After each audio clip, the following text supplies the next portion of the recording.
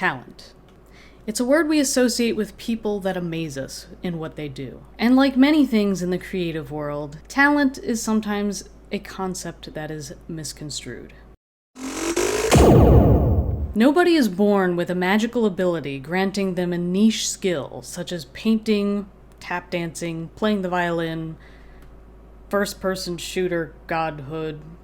Anyone can paint. People like Bob Ross proved this, and yet so many of us grow up being told by adults, "You were born this way, baby." Talent is not a status that we reach on our first day of our lives. However, what we are born with is the foundation of how our brains will grow. And early in our lives, we develop patterns in which certain chemicals fire off, thus leading to habits and repetitive behaviors and interests. So it's really our childhood that lays the railroad bed for what direction our skills will develop. And I want you to understand something here.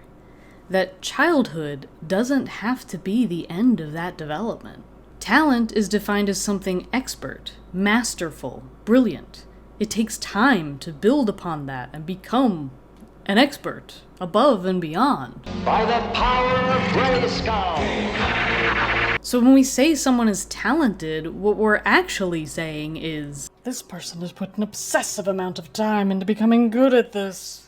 And when we say someone is born with it, what we should be saying is, the conditions in which this individual was raised led to an obsessive pursuit of mastership of the craft.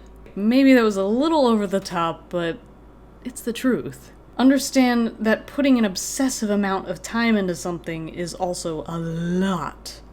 And you shouldn't guilt yourself if your time investment hasn't reached the obsessive point yet. So when you're saying that talent is something that you're born with to someone, what you're actually doing is putting down the incredible amount of work and dedication people have for their craft.